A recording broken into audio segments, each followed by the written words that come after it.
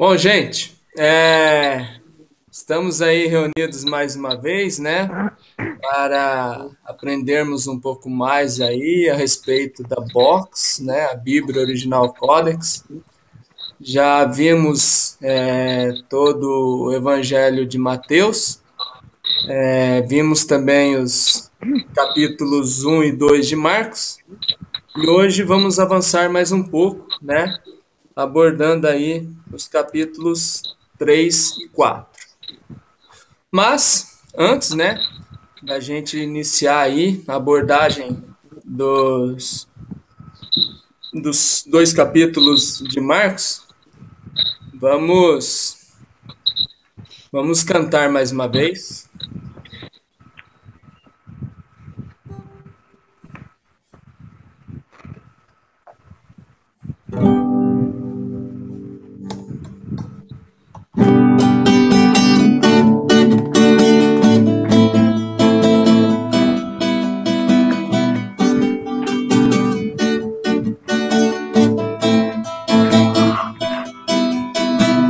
Tem que se ligar, meu moço, você tem que se libertar. Abre a consciência, moço, tá na hora de mudar. Tire o medo da cabeça, cresça toda a ilusão.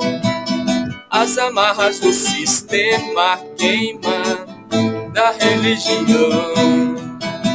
Deixar pra trás a tradição pra ter mais visão. Toda a verdade, a luz enfim evoluir. Cantar o verbo e ouvir.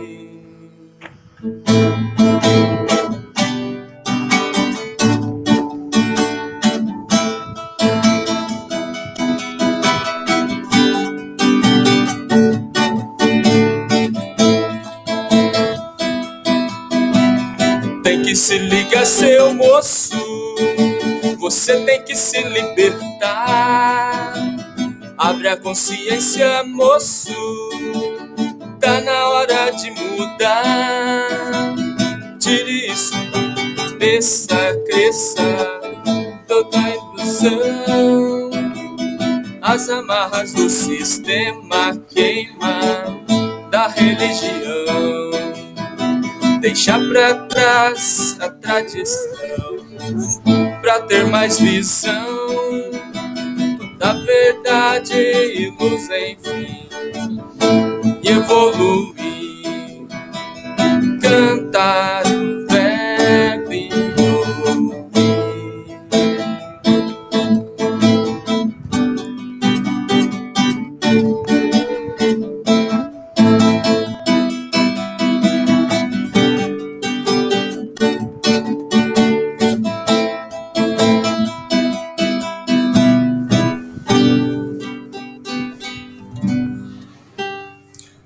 Mudar um pouquinho, né? Vamos mais. Bom, eu identifiquei, né, três situações, né, que eu gostaria de estar trabalhando aí nesse contexto dos capítulos 3 e 4, né, do Evangelho de Marcos. Então, primeiro a gente vai ver um pouquinho aí a questão dos espiões da fé. A gente vai ver também por que não podemos contar com nossos familiares. E a gente já viu, né, lá no Evangelho de Mateus, que está proposto, né, no capítulo 10 de Mateus e texto correlato, capítulo 10 de Lucas também, né, que existem aí dois contextos de família, e quando o Criador encarnado vai enviar os discípulos em missão, ele praticamente institui ali uma nova família, né?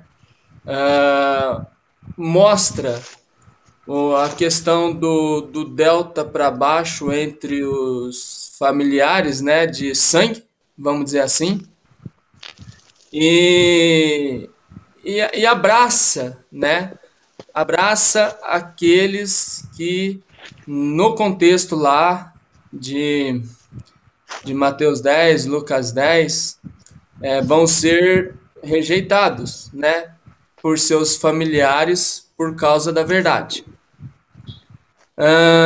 E aí a gente vai ver também, né, no capítulo 4, uma outra abordagem reforçando, né, aqueles que já estão dentro do reino e aqueles que ainda estão fora, né? Então, Marcos capítulo 3. Yohanan Moshe, João Marcos, continua no capítulo 3, narrando o que aconteceu depois que Jesus e seus discípulos, em dia de sábado, o que eles fizeram, né? Em dia de sábado, indo até a seara e colhendo algumas espigas, a fim de provocar os fariseus espiões da fé, que questionaram eles perguntando se era lícito fazer isso, né? O quê? Colher espigas de cereais em dia de sábado. Vimos isso, né, no capítulo 2.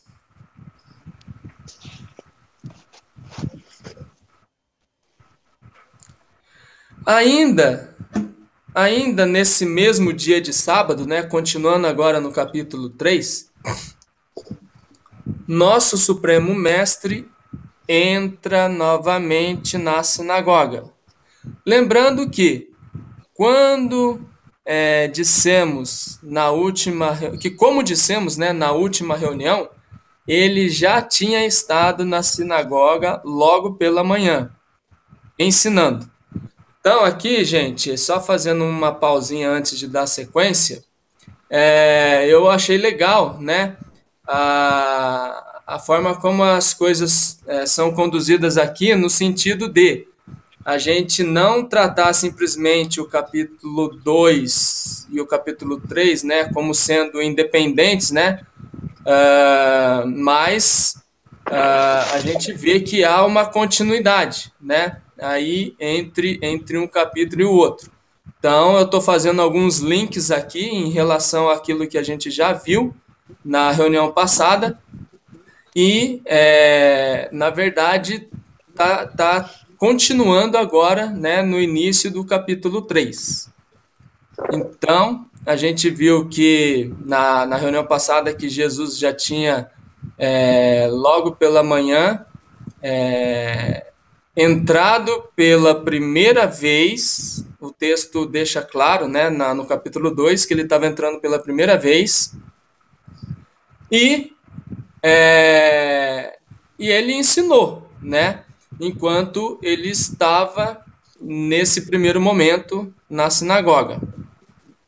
E como foi frisado, de acordo com a tradição judaica, né, só era permitido ensinar na sinagoga aqueles que fossem casados. E até a gente trabalhou um pouco em cima, né, dessa questão aí, mas a gente vai avançar e se houver necessidade aí da gente voltar a tocar no assunto, a gente vai tá voltando aí, né?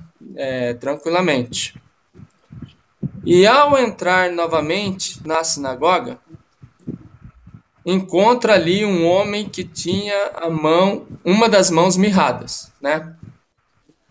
Só para variar, né? Os tais espiões da fé observavam se ele curaria no sábado, só para poderem acusá-lo de estar descumprindo a lei.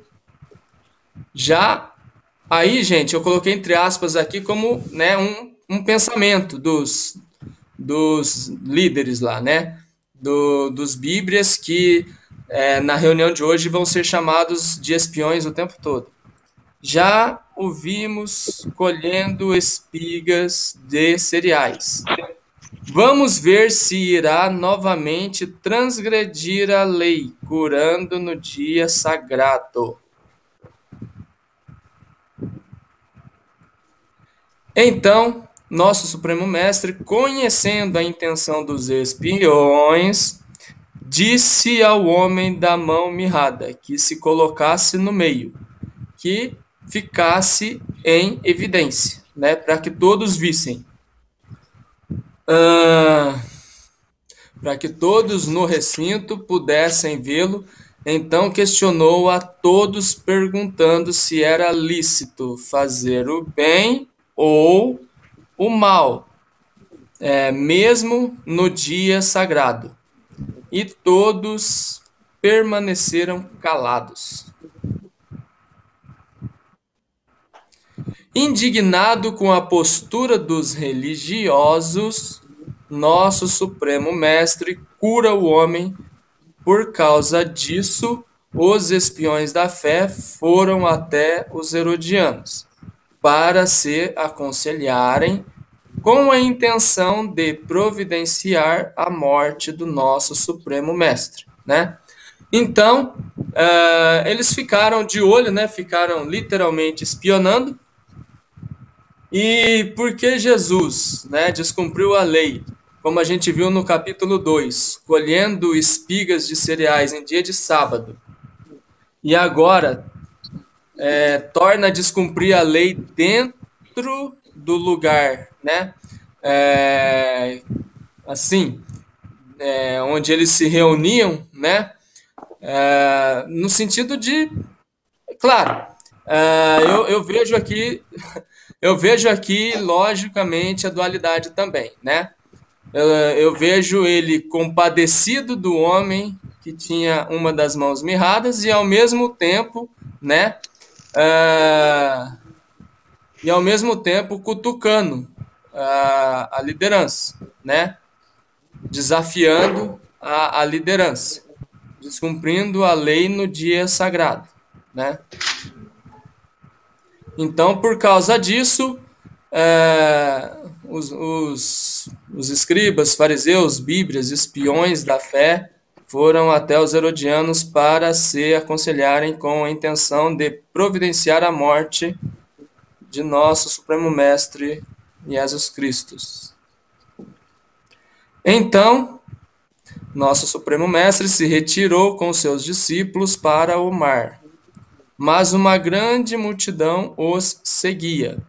Muitos da Galiléia, da Judéia, de Jerusalém e Idumeia e até de Tiro e Sidom, buscando privilégios, como curas, e pessoas possessas de espíritos imundos se prostravam e clamavam: Tu és o Filho de Deus.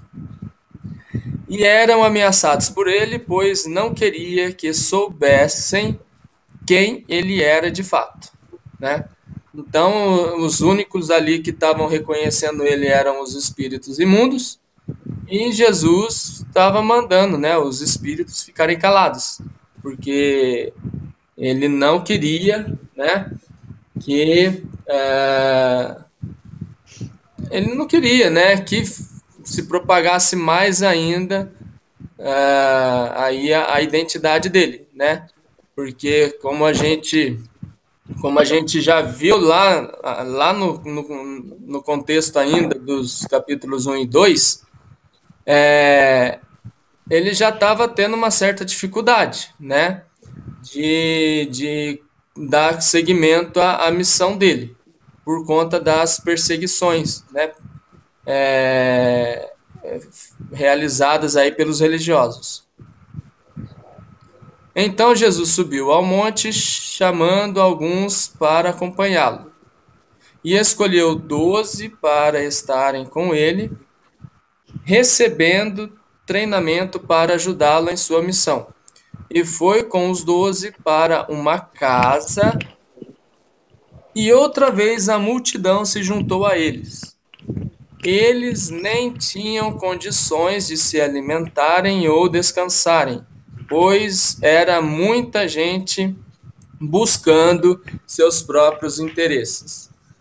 Então é interessante aqui, né, que na verdade, se a gente for ler o texto referente lá no capítulo 3, fala apenas que eles não tinham nem condição de comer pão, né? Por conta desse assédio que era sofrido aí, né? Pela multidão, vamos dizer assim, né?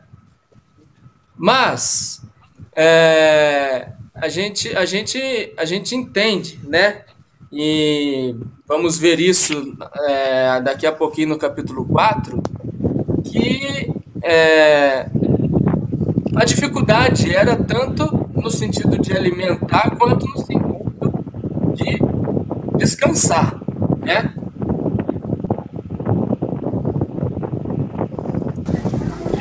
Perdão, professor Said. Tem Tranquilo. alguém aí com o ventilador ligado? Está dando interferência. Deixa eu olhar aqui quem é. Parou. Tranquilo, tranquilo.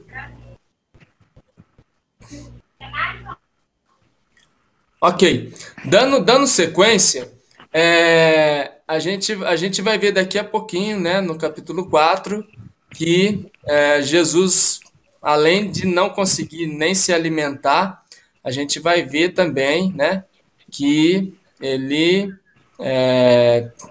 estava cansado, né, pelo fato de ter que ficar o tempo inteiro dando atenção para a multidão, vamos dizer assim, né? E é triste, mas a grande maioria só procurava o mestre porque é, queria, queria ter a bênção garantida, vamos dizer assim, né? Bom, dando seguimento aí,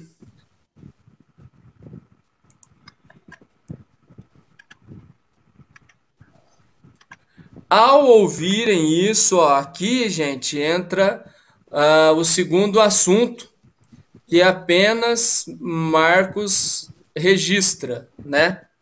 Referente ao contexto, né? Da família física, né? Do nosso Supremo Mestre, do porquê que Jesus não atende, né, o pedido de seus familiares. A gente viu lá no capítulo 12 de Mateus, que a família de Jesus chega para ter um particular com ele, mas Jesus não atende, né, o pedido de seus familiares, dizendo que a família que ele considerava eram aqueles, né, que faziam aquilo que ele fazia, desejavam aquilo que ele desejava, né? Ou seja, ele considerava como família aqueles que estavam realmente preocupados em fazer a vontade do Pai, assim como ele fazia, né, a vontade do Pai durante a sua missão. Então, ó, ao ouvirem isso, os familiares do nosso Supremo Mestre saíram para o prender, pois diziam: ele está fora de si. É nessa mesma ocasião que os espiões da fé afrontam nosso Supremo Mestre, dizendo que ele expulsa demônios pelo poder do príncipe dos demônios, como vimos, né, em Mateus 12. E nosso Supremo Mestre envergonha os espiões. Ele diz que o único pecado que não poderia ser perdoado era o de blasfêmia contra o Espírito Santo. Vimos isso quando estudamos Mateus 12, e o que Mateus não narra é o porquê de os familiares de Jesus desejarem falar com Jesus em particular e o porquê de Jesus não ter atendido, né, os seus familiares. Porque ali, se, se Jesus vai até, né, os seus familiares para conversar com eles, para ter o particular com eles, como a gente viu aqui, né, certamente eles o prenderiam. Mas por quê? Será que será que a intenção deles era ruim, desejando manter Jesus Cristo preso, vamos dizer assim? Claro, eu acredito de verdade que ah, eles, por mais que eles tenham dito ele está fora de si, né? Eu acredito que principalmente a preocupação de Maria, sua mãe, era com relação à sua saúde. Afinal de contas, ele não tinha condição nem de se alimentar e nem descansar por causa do assédio sofrido pela multidão, vamos dizer assim, né? Mas, mesmo com a intenção de repente de querer ajudar, certamente os seus familiares o impediriam de dar continuidade à sua missão, né? Então, por causa disso, ele rejeita o pedido dos seus familiares, né? Não vai até eles para ter o tal do particular, mas deixa claro que ele considera como família aqueles que estão com a mesma preocupação dele, né? De fazer a vontade do Pai, como a gente viu lá em Mateus 12. Então, aqui a gente está destacando o porquê dele não ter falado com os seus familiares.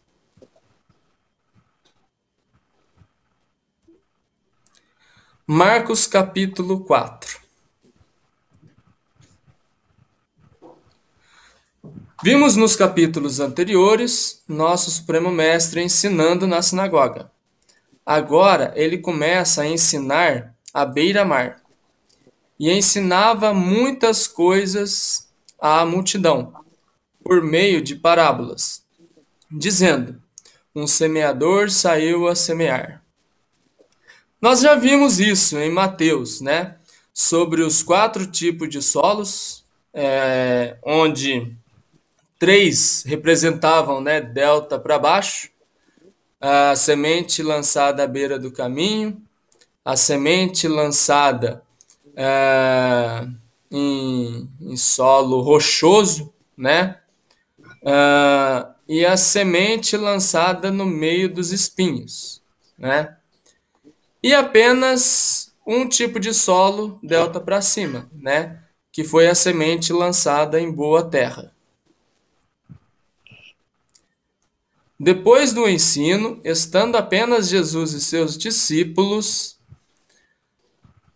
tanto os 12 quanto os demais, e aqui a gente vê, né, a revelação de que haviam 72, né?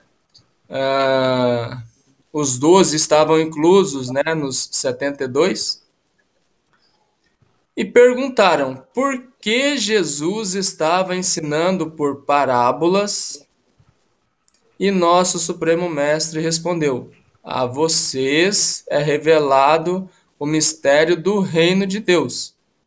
Por quê? Porque vocês estão buscando a verdade, a sabedoria que vem do alto. É claro que esse entre parênteses, né, não está escrito dessa forma lá, né,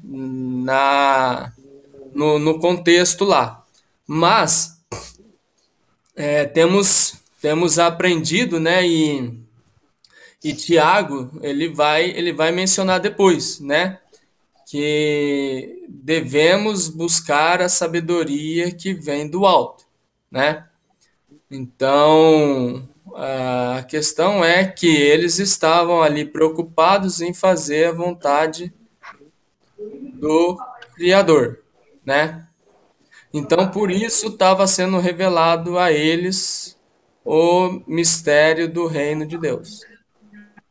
Mas os que estão fora, os que ainda estão fora, aos que estão preocupados apenas com as coisas deste mundo, tudo é dito por parábolas, pois eles até entendem, olha isso, ó, eles até entendem a mensagem, mas não estão preparados para renunciar seus egos, diabos.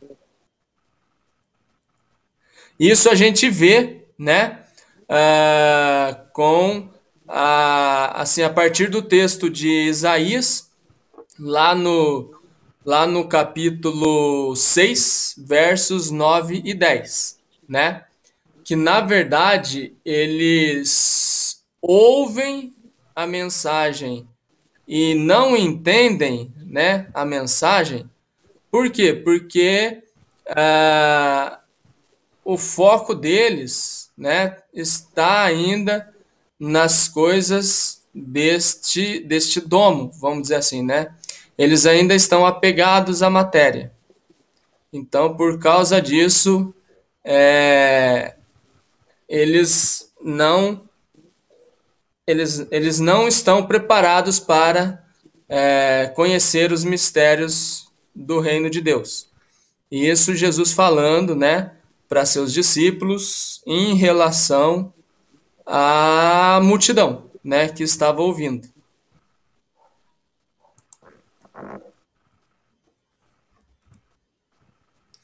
Então Jesus continua seu ensino dizendo: qual de vocês, tendo uma candeia, a colocará embaixo de uma cama? Acaso não colocaria essa candeia num lugar próprio para iluminar todo o ambiente? Pois nada que esteja em trevas permanecerá nas trevas. Então ele diz aos discípulos: considerem atentamente o que vocês estão ouvindo, ou melhor, considerem atentamente o que vocês estão ouvindo, vírgula. Com a medida com que medirem, vocês serão medidos e ainda mais acrescentarão para vocês. Ou seja, não julguem as atitudes dos outros, pois vocês serão muito mais cobrados se assim procederem. Jesus falando aos discípulos. Jesus propôs ainda outras parábolas, como já vimos no Evangelho de Mateus. E ainda naquele dia, ao anoitecer, né, ainda estamos no dia de sábado, ao anoitecer, disse aos discípulos que fossem para o outro lado do mar. Deixando a multidão na praia, partiram para a outra margem, e durante a travessia formou-se uma tempestade, e Jesus estava dormindo. Então, essa revelação aqui, de que durante a travessia, né, Jesus aproveitou para descansar, reforça, né, que por conta do assédio, nem Jesus e nem seus discípulos que o acompanhavam, né, estavam tendo condição nem de se alimentar e nem descansar direito, né? E aí Jesus resolve aproveitar para dormir. Mas quem disse que ele consegue, né? Seus discípulos se desesperaram por causa da tempestade e acordaram a Jesus. Jesus acalma a tempestade e repreende os discípulos por demonstrarem pouca fé. Os discípulos ficaram admirados, questionando: quem é esse que até o vento e o mar lhe obedecem? E termina aí, né, o capítulo 4. Então,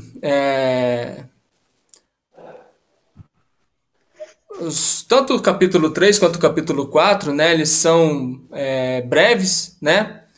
mas traz assim algumas revelações importantes para nós aí, né? Primeiro, gente, eu gostaria, né, de fazer aqui eu gostaria de fazer um link, né, fazer uma associação em relação tanto à questão dos espiões da fé, né, se tratando dos religiosos, né, dos escribas, fariseus, bíblias da época de Jesus, relacionando com aquilo que Jesus disse a seus discípulos antes que eles fizessem a travessia do mar, vamos dizer assim, né? Então, Jesus ele vai praticamente dar uma advertência aqui para os seus discípulos, né? Até eu gostaria de voltar lá rapidamente.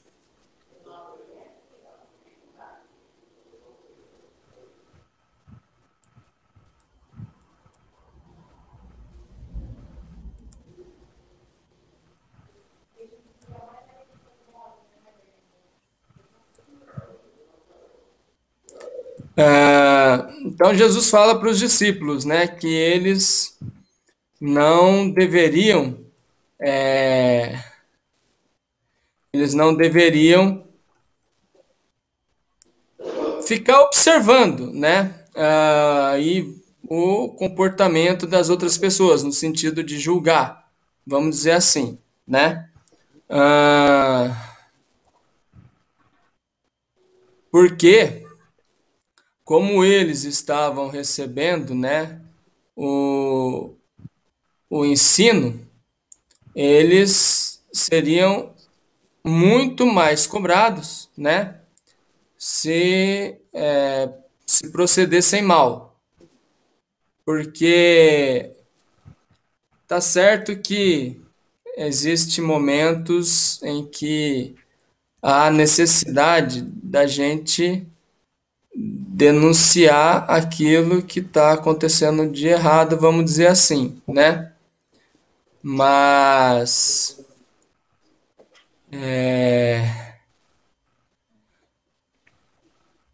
a gente antes, né, de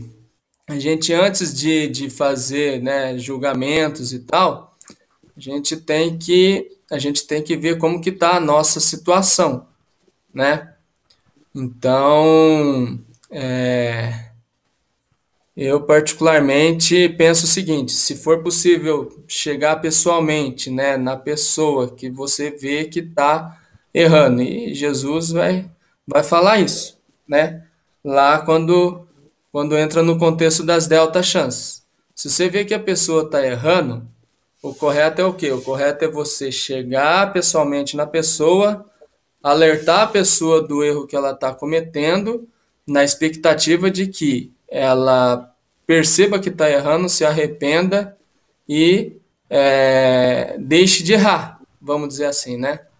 E se depois de 3 chances a pessoa insistir no erro, então a gente tem que deixar, né? Deixar quieto, vamos dizer assim. Agora, é complicadíssimo, por exemplo, se a gente identifica o erro de alguém e, e comenta o erro desse alguém, por exemplo, com outras pessoas, né?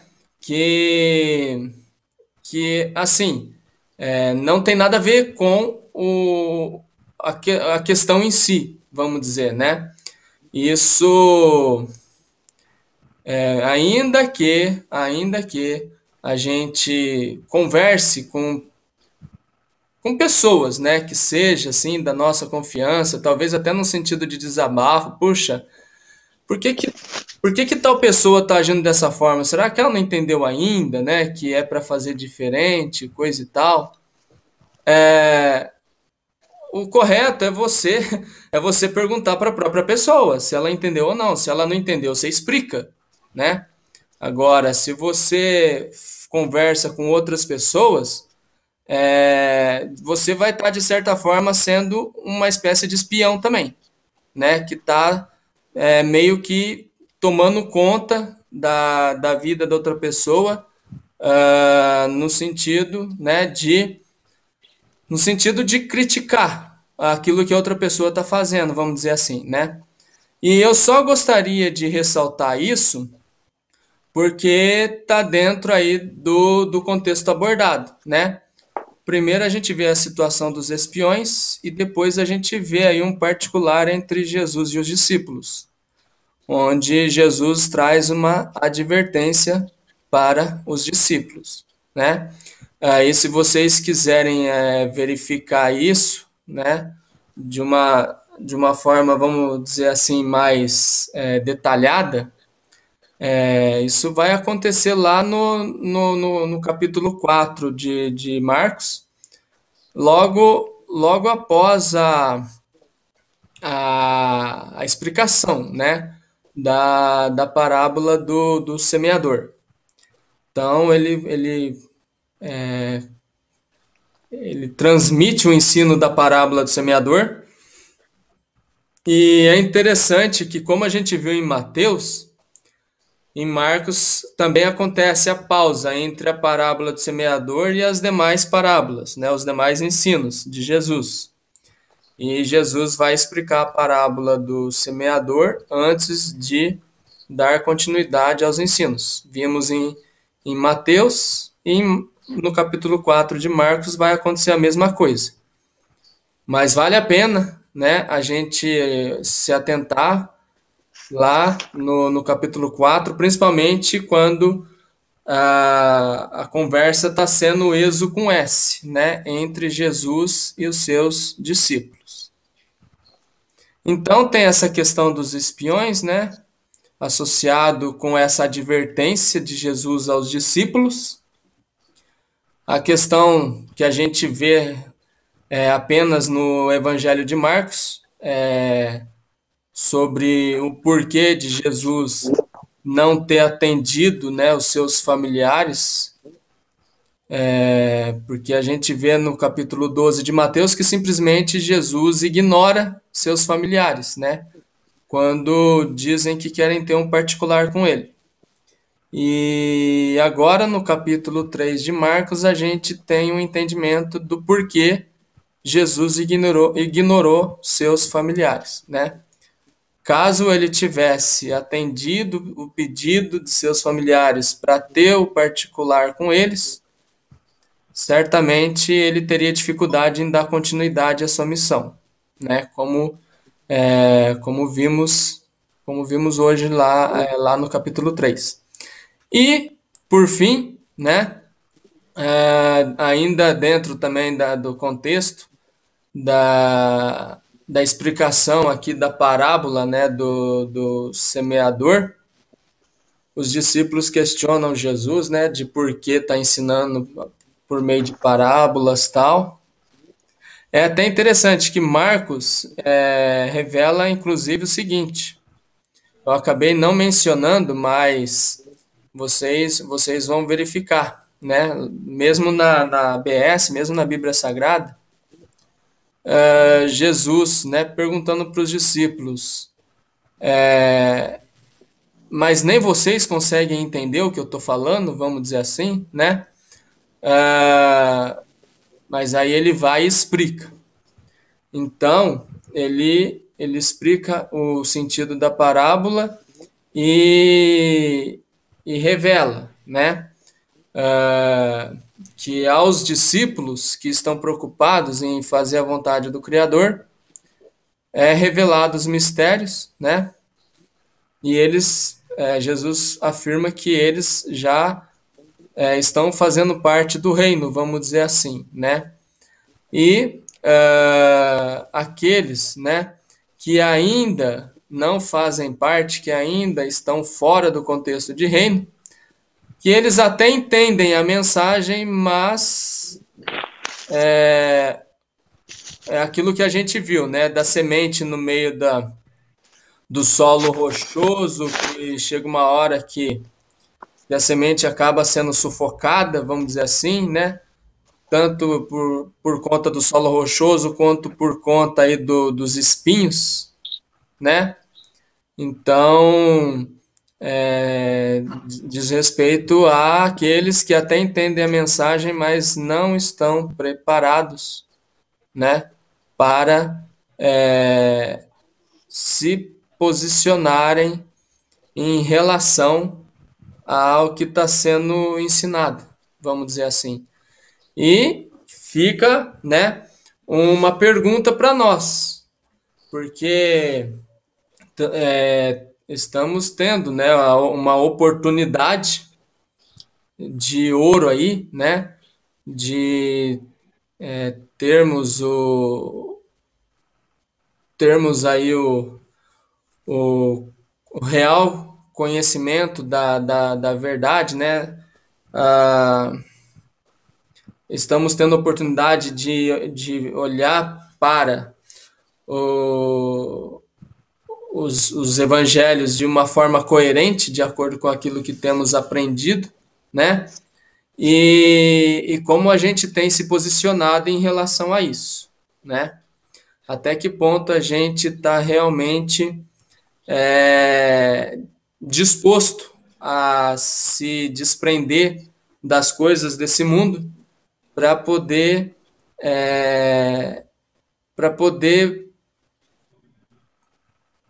colocar em prática, né, esse propósito de, de formarmos, né, a unidade ERRAD, né, que só será possível a partir do momento que nos desprendermos das coisas desse mundo e nos unirmos de verdade, né, para enfrentarmos aquilo que está por vir. Então, gostaria de abrir aí para o pessoal participar, contribuir ou trazer aí algum questionamento.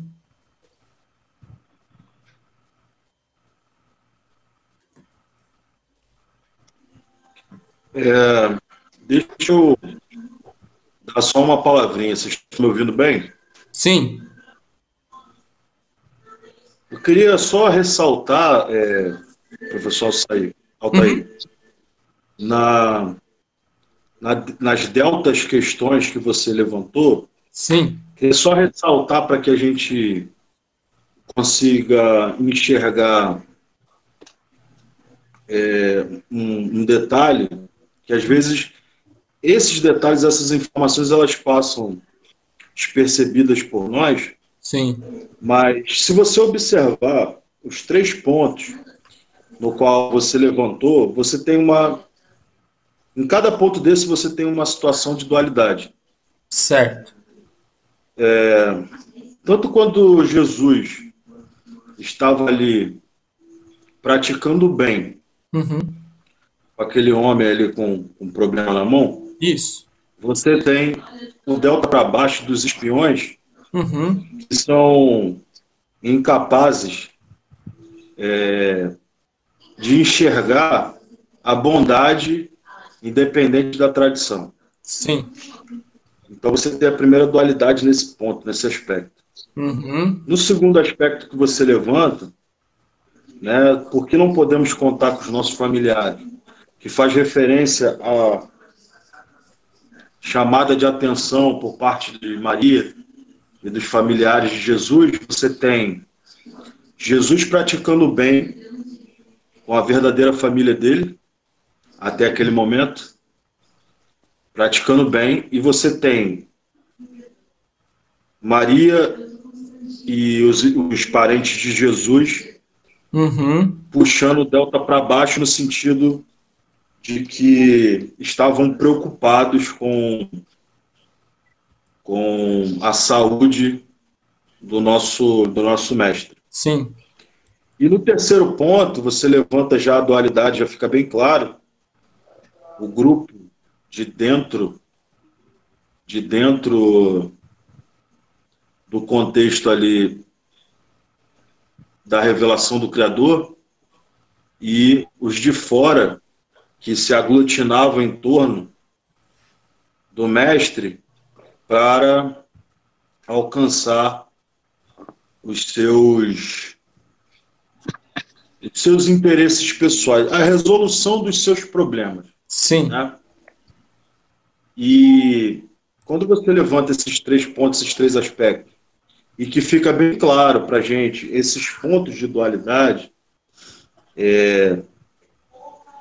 e aí eu vou dar uma retomada na minha fala inicial, quando eu entrei no aplicativo, de que o escritor dessa história, como todo escritor, ele tem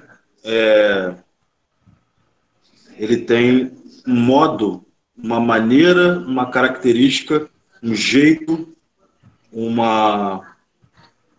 diferencial que mostra que o escritor daquilo pode ser identificado pela sua técnica e pela maneira que ele conta a sua história. Sim. Então, quando a gente olha para esses 3 pontos que você levantou, a gente vê claramente que a história que está sendo escrita, tanto a história de Jesus quanto a macro-história da humanidade, ela é carregada dessa característica, desse diferencial, desse escritor que é o Criador. Sim. Desse artista, desse poeta, desse produtor, desse professor, né, que é o nosso mestre. E o ponto que eu queria só levantar aqui para encerrar minha fala é que na situação onde os familiares de Jesus se levantam para pedir com que ele se preocupe um pouco mais consigo, chamando ele numa conversa mais próxima,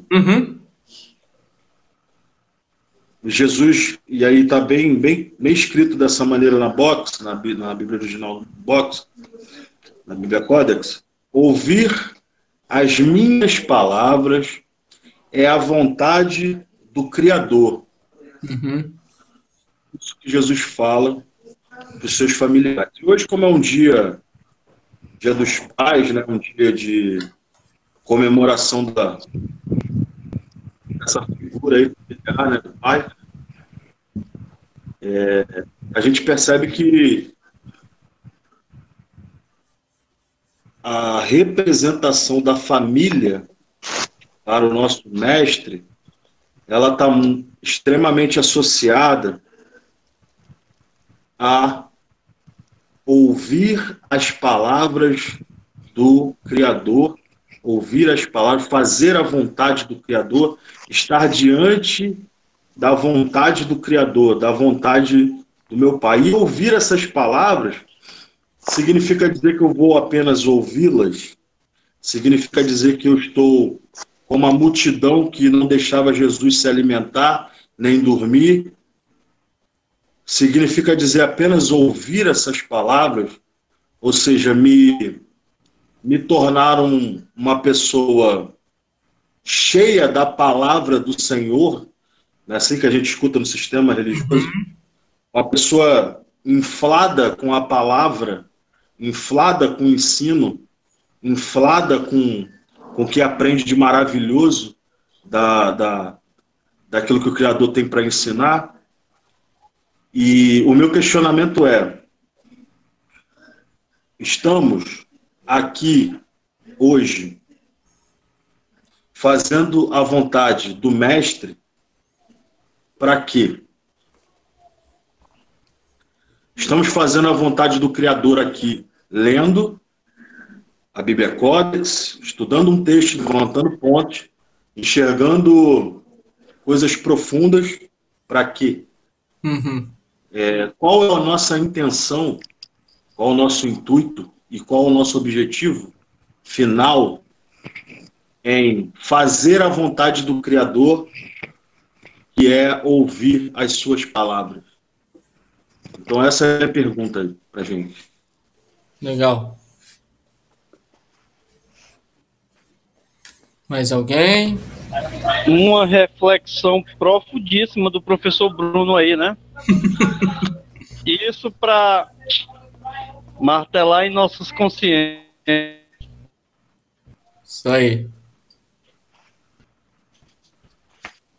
E esse slide que está aí na tela, sendo compartilhado, eu vou ler ele aqui, né? Uhum. Então, ele disse aos discípulos: considerem atentamente o que vocês estão ouvindo. Com a medida com que se medirem, Uhum. vocês serão medidos. E ainda me acrescentarão para vocês. Ou seja, não julguem as atitudes dos outros, pois vocês serão muito mais cobrados se assim procederem. Aí entra aquele tópico, aquele delta, desejo, intenção e motivação. Uhum. O único que conhece esse delta é o próprio Criador. E se pode julgar, é ele. Nós não conhecemos a intenção e nem o desejo, nem a motivação dos nossos semelhantes. Sim. E a gente tem que ter isso em mente, que esse capítulo em si, né, é a NT aliás, do AT para a NT, Jesus está aí nessa missão indo para os judeus. Sim. Correto? Uhum. Mas, como toda a Bíblia tem sua essência, Sim. podemos pegar toda a essência desses capítulos para aplicar, sim, em nossas vidas no cotidiano. Uhum. Só não podemos ser Bíblias, mas a essência em si da própria Escritura, a gente pode aplicar, sim, no nosso cotidiano. Perfeito. E eu queria deixar aqui um tópico que eu anotei aqui também para ser discorrido ao longo da reunião. Legal. Sobre os 72 discípulos. Uhum. Quem eram esses 72 discípulos? Certo. Isso é para a gente discutir. Uhum. E passo aí a bola para outro. Beleza. Muito bom isso que o professor Fábio falou, né? Esse ponto aqui é importante. A gente precisa estar vigilantes. Eu lembrei que o professor Raquel falou que nós devemos vigiar em só falar coisas positivas. Nunca enfatizar as negativas. Porque só o nosso Criador que é o reto juiz, né? Então, toda vez que a gente aqui fala, né, medir alguém, né, na mesma medida a gente vai ser medido, né? A gente não deve julgar as pessoas de forma leviana, porque nós vamos ser muito cobrados, principalmente nós, né, que ganhamos tão grande revelação, né? Então nós vamos ser mais cobrados ainda. E a questão de parentesco, né? Isso é interessante, porque se os parentes ainda são Trumans, nós não podemos segui-los, né? Se eles estão ainda sob o sistema do Truman, nós não podemos segui-los, né? E E a gente precisa abraçar todos aqueles que têm uma mesma visão, né? Para quê? Para caminharmos juntos, como o professor Thaí falou, né? Promovermos e buscarmos a unidade, né? E pai e mãe do Senhor Jesus era quem? Aqueles que fazem a vontade do Criador, né? No sistema não tem como fazermos a vontade do Criador, né? Sermos submissos no domo, não tem como essa vontade ser realizada. Então, nós precisamos não julgar, né? Não medir, andar em amor, né? Quando a gente mede ou julga, a gente não está andando segundo o amor. E quem vive no amor cumpre a lei do Criador. Vou colocar aqui uma frase em cima do que a Jo Almeida falou. O tolo julga ao próximo. O sábio julga a si mesmo. Sim.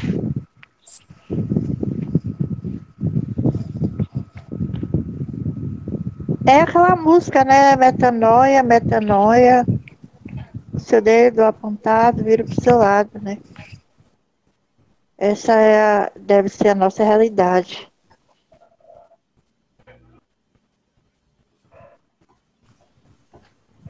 Interessante, Ju, você está frisando esse aspecto. É interessante você falar isso, porque ao passo que você vai escorrendo e conhecendo a história de Jesus e observando as características que Jesus tinha no trato com cada pessoa que ele tinha contato, não apenas aqueles que caminhavam com ele e aqueles 12 ali mais próximos, mas os 72, como o professor Fábio está levantando, como que o Criador lidava com eles, demonstra muito a maneira como cada um vai sendo encarnado pela verdade. E ao passo que a verdade vai sendo encarnada, as nossas ações vão começando a ser metanoizadas, porque, na verdade, antes da ação ser metanoizada, a mente ela é metanoizada, porque tudo antes acontece na nossa própria mente, na nossa própria consciência. Não existe nada no mundo material, não existe um celular desse, não existe uma cadeira dessa que a gente está sentado, não existe uma roupa dessa que a gente esteja vestindo, que antes ela não foi gerada, ela não foi criada na mente de alguém. Né? Uhum. Então a nossa ação ela é apenas resultado da nossa mente, de como que a nossa mente projeta a verdade que nós temos, seja ela relativa ou absoluta. E Jesus, quando lidava com as pessoas que entravam em contato com ele, ele tinha essa característica de não levantar o aspecto negativo da pessoa. Mas isso aí que você falou, Bruno, é importante. Só para completar, quando Jesus ele encontrou com a prostituta, né? Ele não julgou a prostituta. Ele disse simplesmente para ela: faça a metanoia, né? Vai, não peque mais. Então ele não perdia tempo em problemas das pessoas, em pecados, né, de pessoas, mas ele sempre apontava um caminho. Não, ele não julgava ninguém. Então, hoje nós somos quem, né? Nós somos os Cristos, né, na Terra. E temos que seguir os mesmos passos. Desculpa, Bruno, pode continuar. Não, eu só ia concluir, e você levantou bem esse exemplo da prostituta, mas o professor Akel também costuma nos ensinar que, assim como Jesus era um reflexo, Jesus era um grande espelho de quem chegava perto dele. Então, aquele que chegava com a intenção, com a motivação correta, recebia dele aquilo que já estava no próprio coração da pessoa. Jesus só viabilizava como um professor. Ele viabilizava aquilo que já estava no coração da pessoa com quem ele entrava em contato.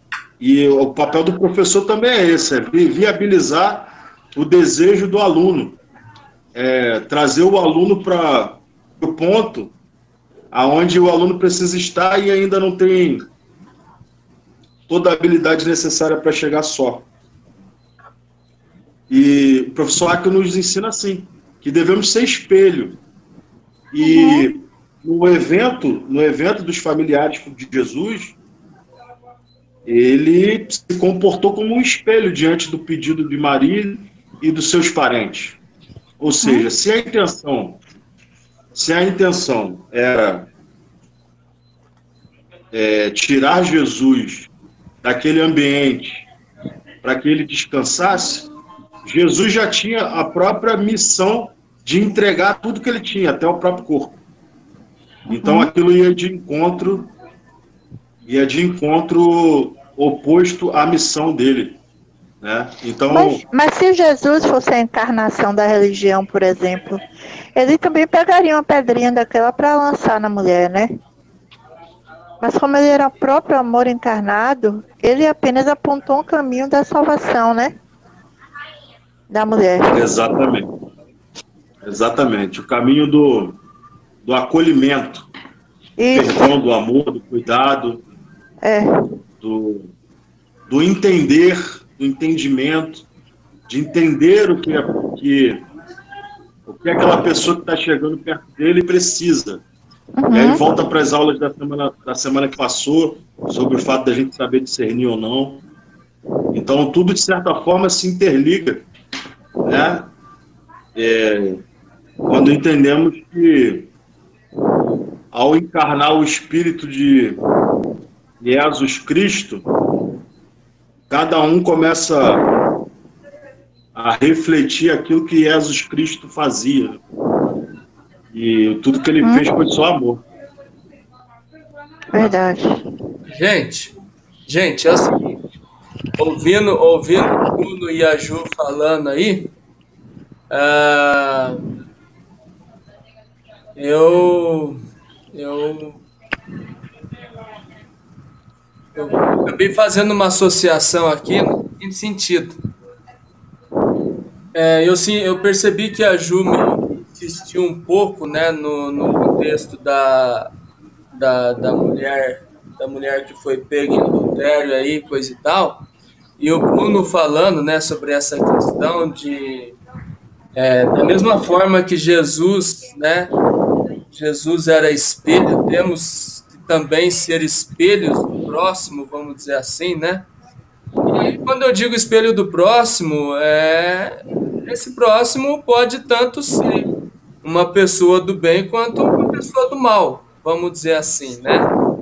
E a gente vê uma atitude de misericórdia para com a mulher, né, que já estava numa situação difícil da forma como ela foi levada até Jesus, né, pelos líderes, pelos religiosos e coisa e tal.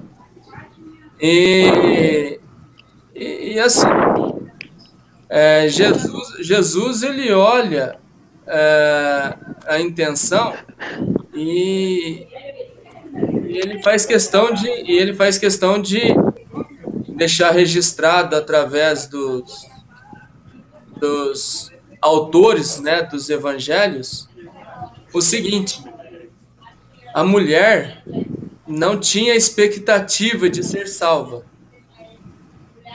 porque a vigência era da lei. E o que ela esperava era apedrejamento mesmo, no Uhum. sentido de que a lei fosse cumprida.